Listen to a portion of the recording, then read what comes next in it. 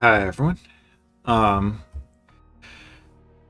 a lot of messages here, but it's mostly the same stuff. So we got a dwarven hammer. Do need to put that to use.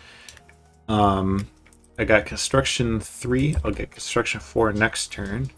So that'll be really nice. Not actually forging anything this turn, but maybe I should be. I've got a good number of pearls. Yeah, I should forge something. Um,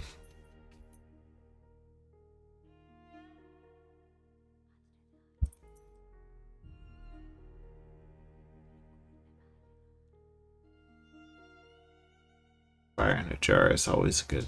Do I do fire in a jar or do I do a mind shield?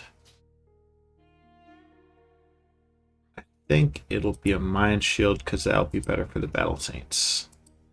Um, our messages, more paladins, Asphodel, us, Jotunheim attacking Pangea. So this is their big army that's just kind of walked through Pangea. Does it have a... I guess it can't have a prophet in it. Here's a werewolf with some thug gear. Like, this isn't a particularly heavy thug, but it's plenty for what he's trying to do here. Some Gigias, some Thrim's Hirdings, and then this Jarl to go and bless them.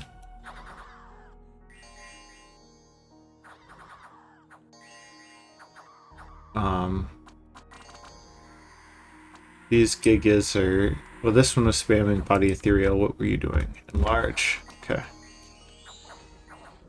In any case, like, that's the end of that.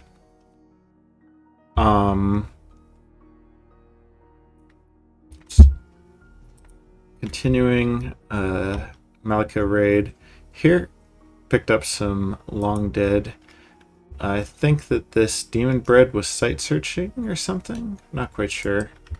Oh, he was blood hunting. So he summons some imps and also burns up those blood slaves. But it's not so many imps that the Malika can't handle it, especially since she's got a lot of XP. So she is repelling at a pretty high rate. Eventually she burns all of these guys. Her fire resistance is 35, so this fire elemental that can't even get to her is not going to do much. Do you have fire? So you must have been sitting on some fire gems. Yeah, that was just doomed to fail the whole time. Fire elementals get stuck behind these wolf tribes. Not that they would have done anything even if they had gotten there.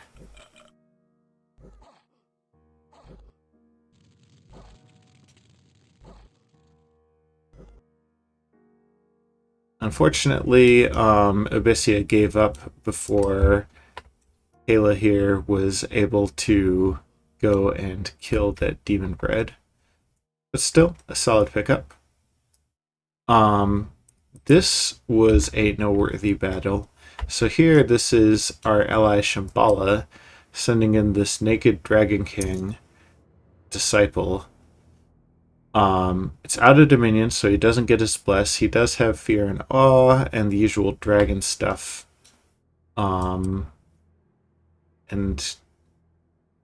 I don't know what other paths he has, because he loses some paths in dragon form, I'm pretty sure. But he's got a shit ton of water, which is a curious choice on a disciple. And then here are the Indies defending that throne.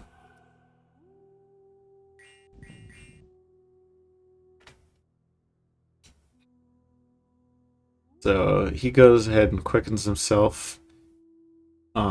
He does have a positive encumbrance, so he will start accumulating fatigue. But he flies over, starts dropping dragon gas. This sorcerer here is doing paralyze and the like, which hasn't hit him yet, but it will. Basic troops get scared.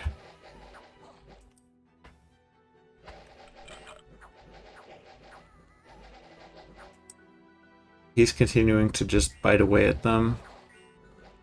Sorcerer is summoning imps.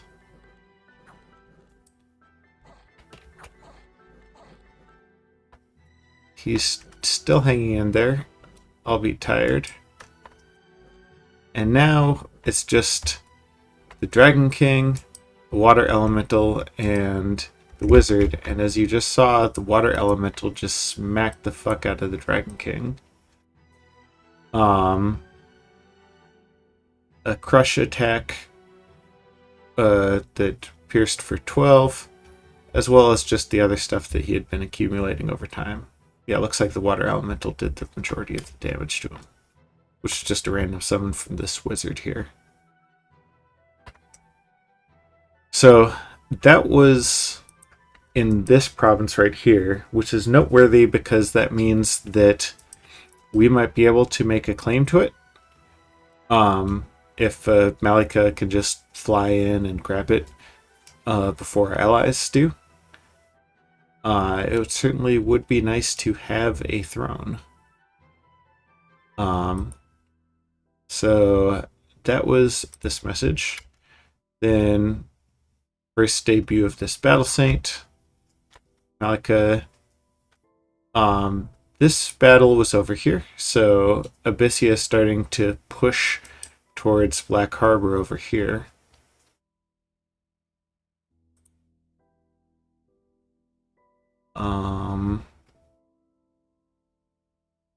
Sent in this Battle Saint, and he just got stomped by barbarians, which is fine. He'll be back in a few turns. Auru sent in a raiding force with a shit ton of these Reavers. No real magic support, so that's not a big concern.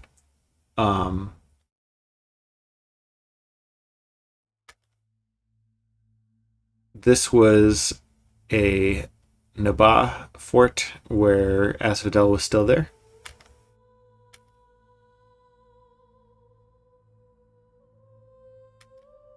And here's some Auru raiding. Oh, here is Asphodel's disciple. And this is funny mainly because of the loadout. He's got an Ice Smith Scimitar, which does cold fatigue damage, and assault. It is specifically designed with the intention of catching a Malika. As it happened, he just caught some random shit. But that is that guy. And then there's a bull going around. So, overall, this was a fairly productive turn for us in terms of raiding. We lost this province here, but then barbarians went and took it over anyways, so we'll get kind of a natural wall there. There's a good squad of centaurs here, but there are not so many of them as to threaten. Actually, if we just look at only our horse army, like, these guys can still beat up centaurs, especially with the quickness turned off. Pangea is pretty much a non-factor. So the real key is going to be how much of this land can we get versus Jotunheim walking away with it. As well as Shambhala trying to vulture like this throne and shit. On the Abyssian front, Abyssia still has troops, clearly. Quite a few Hellspawn here, quite a few Sacreds and infantry here. Nothing that's particularly scary, but definitely a nuisance. Not sure what Asphodel is about, why these guys are not even trying to kick out Jotunheim. Seems like Asphodel's really got it in for us, which I guess that's a choice that they could make. But either way, we'll go ahead and keep pushing. I expect that Abyssia figures that we're going to attack the farm because it's more valuable. So I'm going to go and take a swing at Lish here. Just trying to play mind games with them. And if I can catch these centaurs, for example, with my patrollers, then I'll be feeling in a much better position. After construction, we'll go up conjuration, get the big elementals, and hopefully the solar ram has not yet been claimed, so we can get some cash, and we'll go from there. So I think that covers it for now. Thanks as always for watching. See you on turn 25.